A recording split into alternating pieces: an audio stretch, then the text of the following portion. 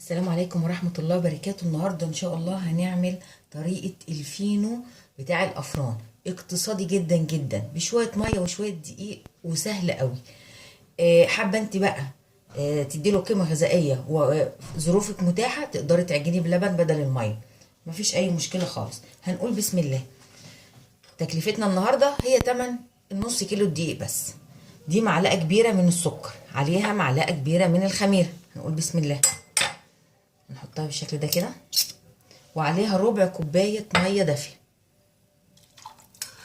أول حاجة هنعمل هي دي، هنقلب الخميرة مع السكر وهنغطيها ونسيبها معانا شوية لحد ما نكمل كل المكونات بتاعتنا ونبدأ نستخدمها. الخميرة بتاعتي أنا كنت شايلاها في الفريزر، عشان كده هي متجمدة شوية. بتطلعيها وهي متجمدة وتستخدميها على طول زي ما انت شايفة كده، مفيش أي مشكلة خالص. لو عندك خميرة فورية تستخدمي معلقة كبيرة خميرة فورية ممسوحة، معلقة كبيرة ممسوحة من الخميرة الفورية. بس انا هغطي عليها بقى وهسيبها لحد ما اجهز بقيه المكونات بتاعتي. الخميره بتاعتي عشان تتنشط هنقول بقى بسم الله الرحمن الرحيم. معانا معلقه كبيره من السكر وربع معلقه صغيره من الملح، دي اول حاجه في المكونات بتاعتي. ومعانا 6 معالق كبيره من الزيت. بسم الله، ادي 1 2 3 4 5 6 معالق كبيرة من الزيت. بعد كده معايا الخميرة بتاعتي اللي انا نشطتها، شايفين عملت فقاعات كده، يعني كده اتنشطت الخميرة بتاعتي. بسم الله، الخميرة بتاعتي خميرة ممتازة وكويسة. هنحط بعد كده معلقة صغيرة من الخل الابيض، معلقة صغيرة من الخل الابيض. ومعايا المية بتاعتي كوباية مية دافية. الكوباية بتاعتي اللي انا بعاير بيها ده مش هحطها كلها، انا هحطها وهسيب شوية فيها. المية هتزيد او تقل حسب نوع الدقيق بتاعي. هدوب الملح والسكر الاول مع الخليط السائل بتاعي. خلاص انا دوبت السكر مع الزيت مع الخل مع الخميرة بتاعتي مع المية، وهحط نص كيلو الدقيق المنخول. هنقول بسم الله وهبدأ اشتغل بيه. اتفقنا الميه معايا ميه فتره هعجن بيها. هنقول بسم الله، على حسب نوع الدقيق بتاعك ما هياخد السوائل. انا هبدا الم العجينه واعجنها، وهوريكم وانا بعجنها برضو ازاي تطلع معاكي عجينه ناجحه للفينو الناجح ان شاء الله. قوام العجينه بتاعتي شايفين ملمسها ما شاء الله، طريه كده وناعمه وفيها عرق. تعجنيها كويس جدا. النص كيلو الدقيق بتاعي اخد مني كوبايه الا شويه من الميه، بما فيهم الربع كوبايه ميه بتاعت الخميره. ناخد بالنا عشان ما تحطيش ميه كتير وبعد كده ما تعرفيش تعالجي الموضوع، هتحتاجي دقيق زياده. فعشان ما تتجنبي الموضوع هتحطي نص كوبايه ميه زائد الربع كوبايه ميه بتاعت الخميره، وتعجني واحده واحده. انا دهنت الطبق بتاعي من الزيت دهنه خفيفه خالص، والعجينه بتاعتي دهنه خفيفه خالص برضو من الزيت علشان هغطيها اهي، دهنه خفيفه كده من الزيت عشان متلزقش معايا في الكيس اللي انا هغطي بيها. وهسيبها تخمر معايا اول تخمير. هسيبها بقى بالشكل ده كده، وهحط عليها فوطه نظيفه وهسيبها تخمر براحتها كده. الخميره بتاعتنا شايفين ما شاء الله العجينه اختمرت. هنقول بسم الله كده، هناخد العجينه بتاعتنا هنهبط منها مسحنا الرخامه بتاعتنا بحبه زيت، هبطنا كده الخميره. هنبدا بقى ايه، نقسم العجينه بتاعتنا بالشكل، هنعملها كده بالشكل ده شكل اسطوانه كده. هنبدا ايه، نقسم بسم الله بالشكل ده كده. متقلقيش خالص، قطعيها زي ما انت عايزه بقى بالطريقه ايه اللي تريحك. بعد كده اهي بقى بالمنظر ده كده. طبعا دي كبيره، هنعمل ايه بقى، هنروح عاملين دي كده وهنبدا نقطعها على 3 كور اهي. دي شكلها صغيره، احنا تقدري بقى تتحكمي في حجم الرغيف زي ما انت عايزه اهي. تبقى معانا الكوره قد كده، قد حبايه اليوستفندي كده بالظبط. وهنحطها هنا اهي بالشكل ده كده. حاولي بقى ان انت تعملوهم ايه متساويين بالشكل ده كده اهي. كوره اهي. هنقطعها كلها بقى بالمنظر ده. وبعد كده ايه اهي نظبطي بس الكوره كده عشان يبقى شكلها كويس، ما تيجي تخبزيها تبقى متساويه وشكلها حلو بقى بالمنظر ده. هنقطعها كلها بالمنظر ده وبعد كده نبدا نفردهم مع بعض. قطعناهم، دهنا المشمع بتاعنا شويه زيت كده وغطيناهم علشان وشهم ما ينشفش معانا.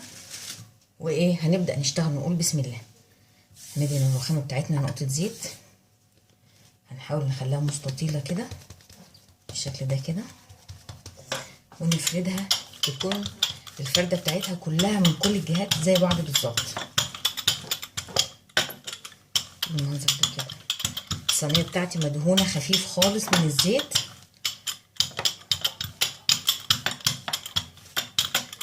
على قد ما تقدري يعني. انا عملتهم كلهم على قد ما اقدر كده، حوالي 60 جرام القطعه، حوالي 60 جرام. هنقول بسم الله. هنبدا بقى نلفها كده بالشكل ده كده، ونيجي على اخر جزء كده نشده معانا بالشكل ده كده، ونعمله نقفله بقى تقفيله كويسه كده علشان ايه ما يتفتحش معانا، عشان هو لسه هيتخمر تاني. ونحاول ان احنا ايه نسويه كده.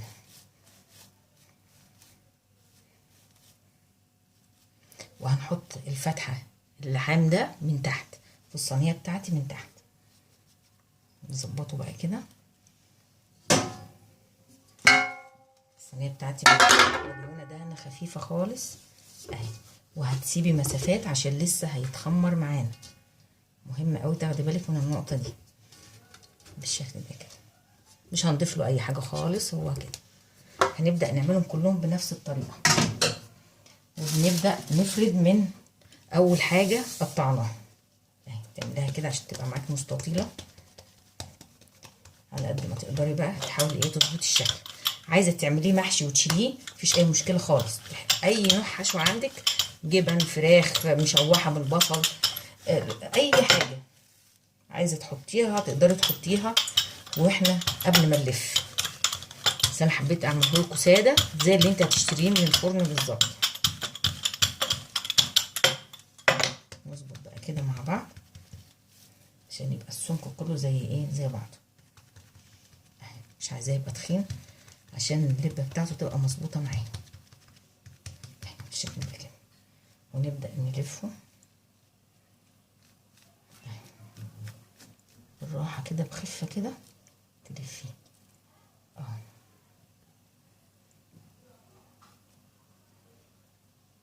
بس كده تقفلي كويس. وبعد كده ايه هنبرمه على الرخامه بتاعتنا عشان نسويها بالشكل ده كده.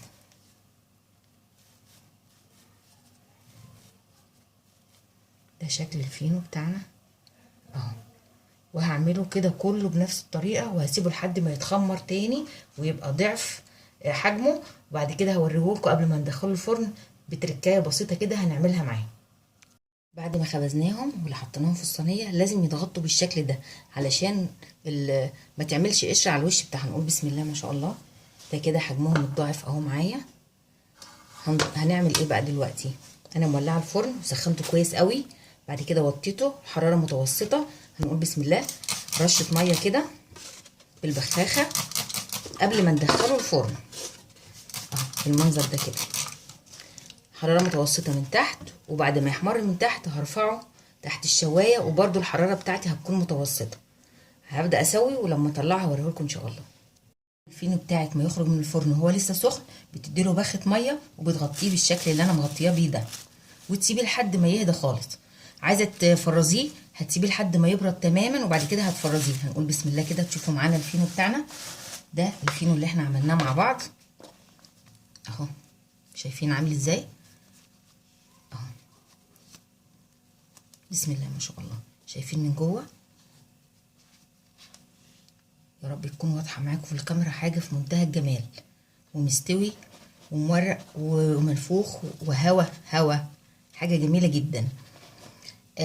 لو انت عايزه تعملي فينو معجون باللبن ومتضاف له ومحشي جبنه، هنزلك اللينك بتاع الفيديو القديم اللي عندي وتعملي اللي يناسبك. ما تنسوش اللايك والاشتراك وتفعيل الجرس عشان يوصلكم مني كل جديد ان شاء الله، وبألف هنا.